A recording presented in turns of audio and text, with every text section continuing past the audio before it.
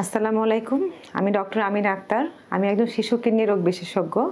আমি বর্তমানে কর্মরত আছি বঙ্গবন্ধু শেখ মুজিব মেডিকেল ইউনিভার্সিটি। এখানে আমি সহকারী অধ্যাপক হিসেবে শিশু কিডনি বিভাগে কর্মরত আছি। তো আমি আমার কর্মপরিধির বাহিরে অরর স্পেশালিস্ট হসপিটালে এখন থেকে নিয়মিত শনি, সোম, বুধবার 5টা থেকে 7টা রোগী দেখব। আমি একজন শিশু কিডনি রোগ বিশেষজ্ঞ হওয়ার কারণে শিশুদের কিডনি যেসব সমস্যা হয় সেগুলো আমি দেখে থাকি। যেমন সবচেয়ে কমন সমস্যা হচ্ছে শিশুদের কিডনিতে ইনফেকশন, ইউরিন ইনফেকশন যেটাকে আমরা বলি, সেটা কিডনিতেও এফেক্ট করতে পারে।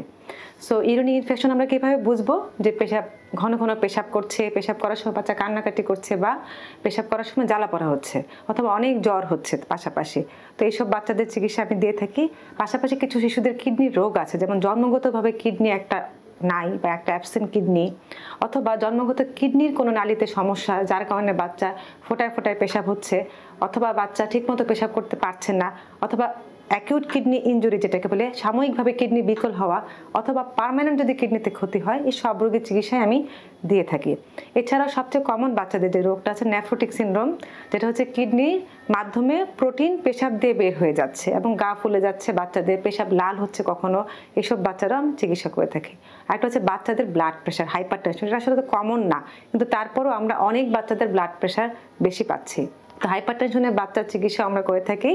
এছাড়া রাতে যে বাচ্চারা বিছানায় পেশাব করে, নর্মালি 5 থেকে 6 বছর পরে বাচ্চারা ইউজুয়ালি বিছানায় পেশাব করবে না, কিন্তু যদি কোনো বাচ্চা 10 বছর হয়ে যাচ্ছে, 12 বছর বয়স, তখন বিছানায় পেশাব করে, এটা ওদের জন্য যেমন মানে কষ্টকর, বাবা মার জন্যও কষ্টকর। সো এই বাচ্চাদেরও আপনারা যদি মনে করেন যে বাচ্চার এসব সমস্যা দেখা দিচ্ছে, তাহলে অরর স্পেশালিস্ট হসপিটালে নিয়ে আসতে পারেন। প্রতি শনি, সোম, বুধ 5টা থেকে 7টা আমি ইনশাল্লাহ আপনাদের সেবা দেওয়ার চেষ্টা করব। ধন্যবাদ সবাইকে।